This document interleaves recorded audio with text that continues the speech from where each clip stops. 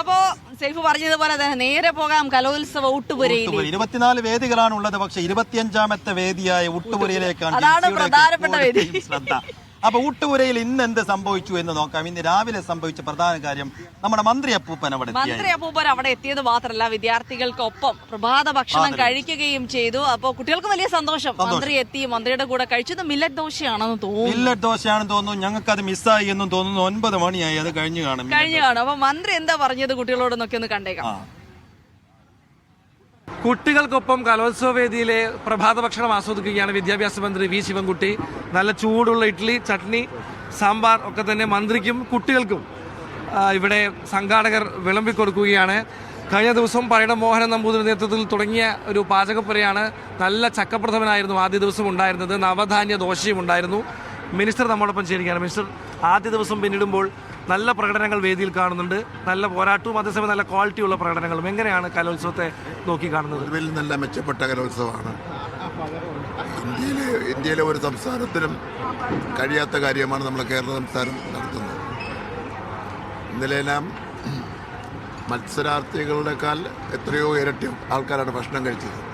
ഞങ്ങളുടെ കണക്കനുസരിച്ചാണെങ്കിൽ ഒരു 16,000-17,000 പേര് ഭക്ഷണം കഴിച്ചു കാണും. അതിനൊന്നും നിയന്ത്രണം ഏർപ്പെടുത്തുന്നില്ല. അപ്പോൾ ഇന്നലെ മത്സരങ്ങളെല്ലാം കുറിച്ച് താമസിച്ചു. കാരണം ഉദ്ഘാടന സമ്മേളനത്തിൻ്റെ സംഗതി ആയതുകൊണ്ട്.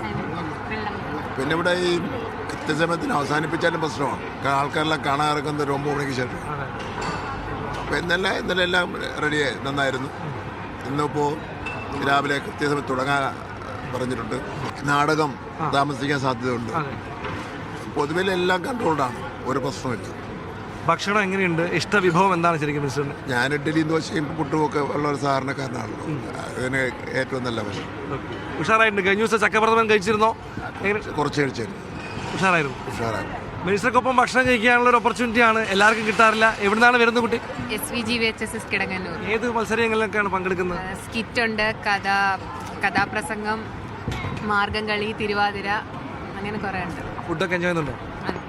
അപ്പോൾ എന്താണ് പറയാനുള്ളത്? സന്തോഷം. ഫുഡൊക്കെ എൻജോയ് ചെയ്യുന്നുണ്ട്. മന്ത്രിയോട് എന്തെങ്കിലും പറയാനുണ്ടോ? അടുത്ത് കിട്ടിയിരിക്കുക വിദ്യാഭ്യാസ മന്ത്രിയെ. എത്ര പഠിക്കുന്ന കുട്ടിയാണ്?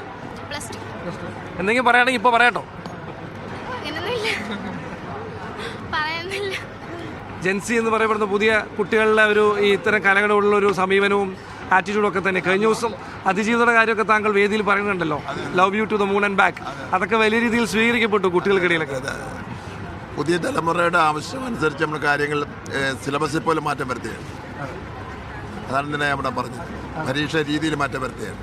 പ്രതീക്ഷ അവരിലാണ്. Thank you mister, thank you. എന്തായാലും വലിയ രീതിയിൽ ഭക്ഷണം ആസ്വദിക്കുന്നുണ്ട് മന്ത്രിയും കുട്ടികളും. കലോത്സവ ഊട്ടുപുരയിലെ സുന്ദരമായ കാഴ്ചകൾ തുടരുകയാണ്. അനീഷ് കാജങ്കാടിനൊപ്പം നടരാജ് പരശുറാം, മീഡിയ 1.